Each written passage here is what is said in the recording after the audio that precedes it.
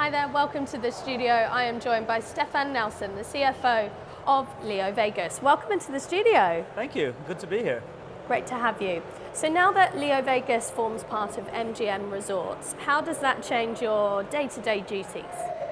It's a good question. I would say not that much really. We're still running the same type of business as we did before we were acquired. Obviously now we have a very strong owner with fantastic IPs, and they have strong financial capabilities, so we can raise the ambition level and run even faster. But with that said, I think we're still able to run the day-to-day business quite independently in how we want to do it in order to succeed. And you've mentioned about it feeling as though you've become a private company since the delisting. How does that change the long and short-term pressure of delivering as a business? Yeah, and it's true, right? Because we used to be listed on the Stockholm Stock Exchange, and there was obviously every quarter we need to stand in front of investors and explain how the last 3 months went.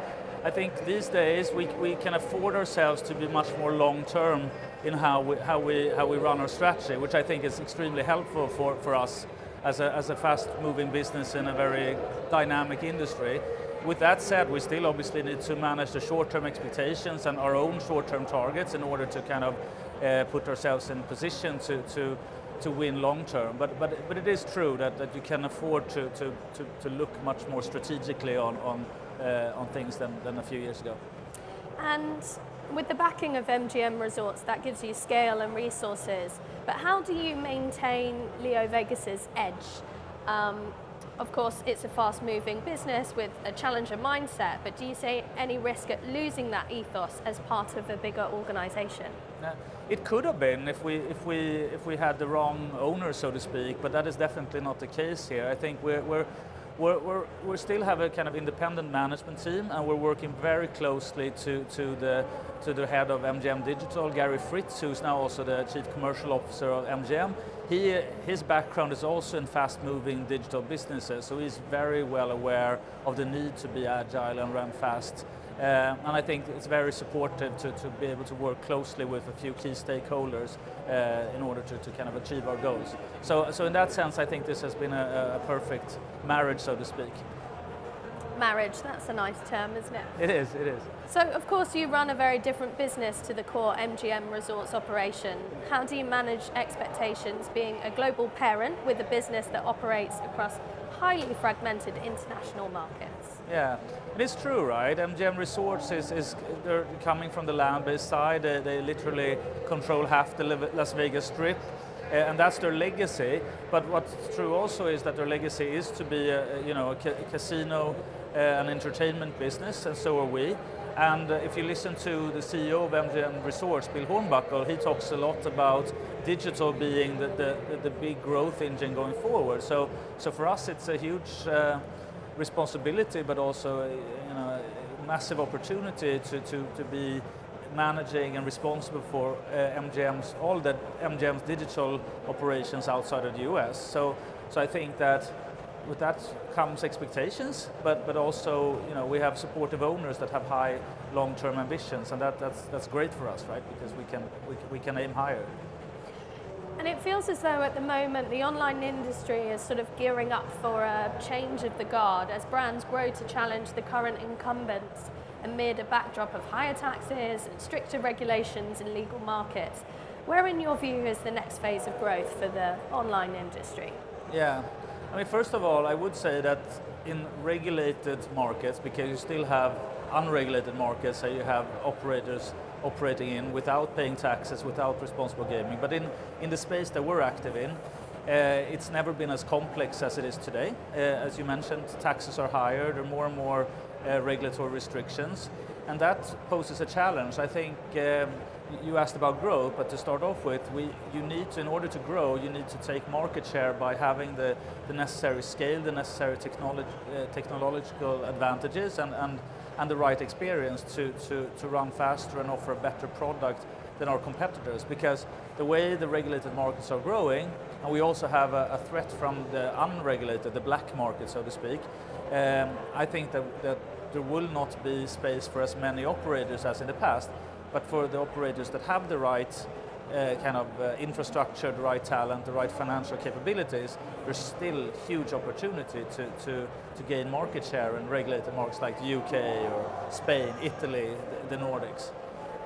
But again, you need to win by having the best product, the best friction-free player experience, and be able to adapt and to regulatory complexity. Now, regulation is obviously tightening for operators, particularly in Europe. How do you see that shaping your approach to growth going forward, and what advantages do you feel LeoVegas has?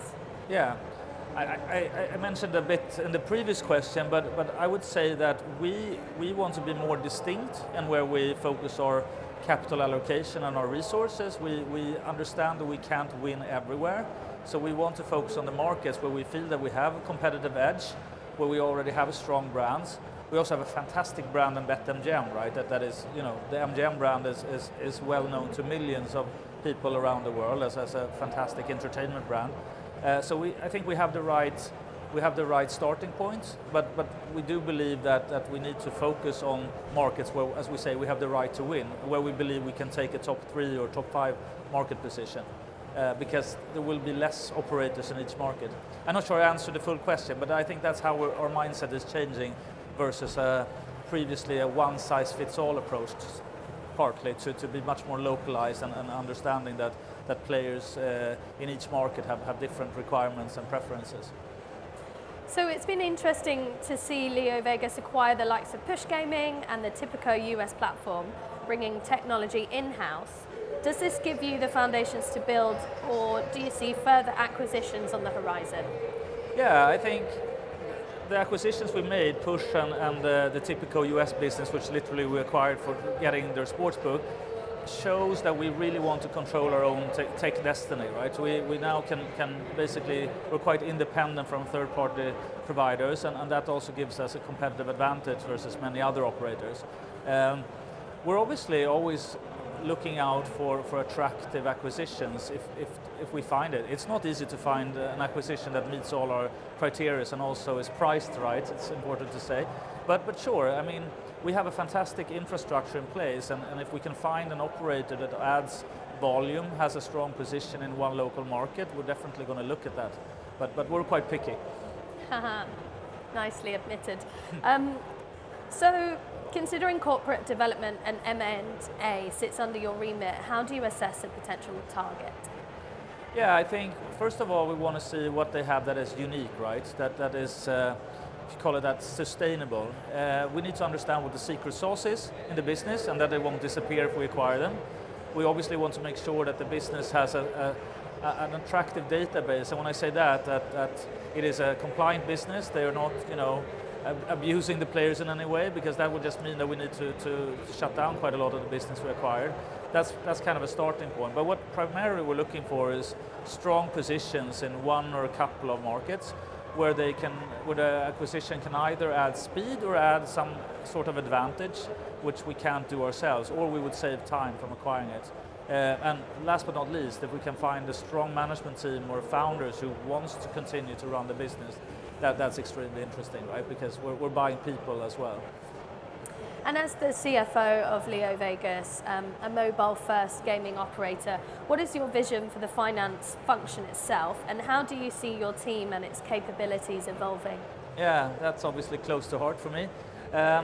I think that a finance team in general in this industry, maybe in all industries, needs to go from being a reporting function to a very analytical function, basically supporting management in running the business, understanding the revenue drivers, understanding the cost base, and be very much supportive to the rest of the organization. I think that enables us to take the right strategic decisions, the right decisions on capital allocation, and can also support our other teams from product and tech to compliance to commercial to run faster and make the right choices. So for me, I'm focusing a lot on analytics and using data to take decisions. And that's exciting, right? That's fun. Yeah. And what does the year ahead look like for you? Yeah, well, you never know, right? Because things change fast in our industry. I think we've endeavored on a lot of big strategic projects the past couple of years. You mentioned the acquisitions we made. We went live in Brazil together with our partner over there. We launched the BetMGM brand in several markets. So 2025 for us is a lot about execution. We want to continue to launch our new sportsbook in multiple markets. We're looking at BetMGM brand, what's next for that brand. But first and foremost, we want to focus on building and offering the best product, the best player journey.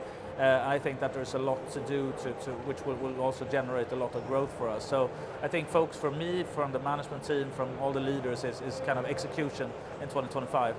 And obviously we want to rapid growth as well. Wonderful. Well, I hope that all happens for you. Thank you for coming to see us in the studio. Thank you, Stefan. Thanks so much. Thank you.